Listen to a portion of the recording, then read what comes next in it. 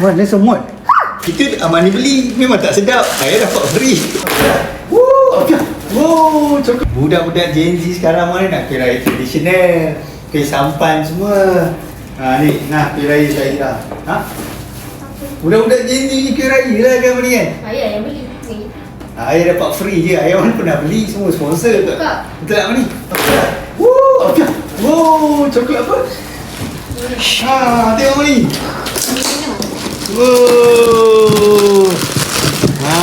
Ada berapa? Ada satu, ada dua, ada tiga dia bagi. Oi, dapat tiga dik. Brand sama juga, okey. Jadi sedap ni. Ni banyak mix. Yang ni mix. Yang ni mix. Macam mana? Nah, Fia. Kakak ni Macam Kinder Bueno. Taklah. Bukan kita bueno. Tak sedap. Masuk? Tak sedap? Sedap lah ni. Kita dah pernah makan dah. Kawan kita. Saya cakap, Kak kawan Amani apa? Kawan kita jual. Kawan Amani jual? Yalah. Kawan Amani jual, Amani beli kan? Kita tak beli. Siapa beli? Ayah. Kawan Amani jual, Amani beli kan? Yalah. Kita Amani beli, memang tak sedap. Saya dapat free.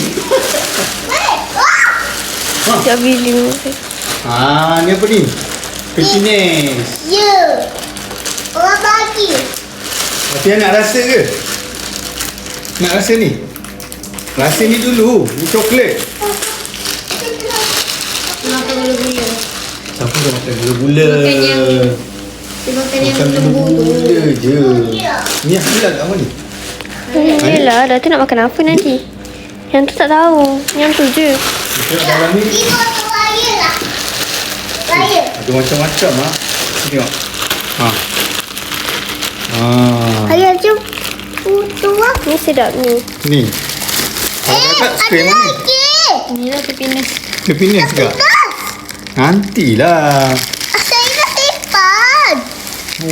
Itu dah.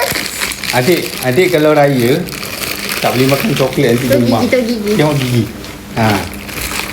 Tengok kakak tengok ni dah ada dua. Satu, dua, tiga.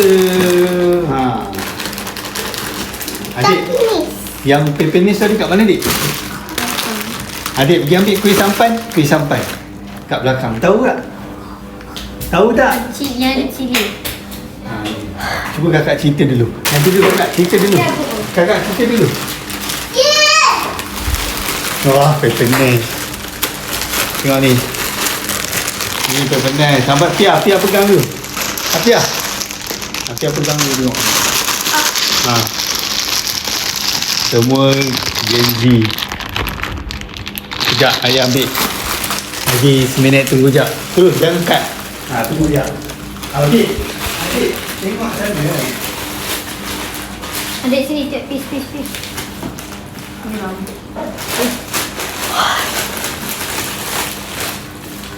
Okey, sekarang yang tadi Zahira. Zahira, ni kuih apa? Salah. Ini baru betul. Mana semut? Mana semut? Banyak tu. Ni baru betul. Kuih orang lama-lama, orang dulu-dulu, nenek-nenek. Ni kuih budak-budak Gen Z. Bila nak kemas kuih raya saya dah? Dah terbuka dah ke? Apa dia? Okey, ni kita dah dapat kuih raya.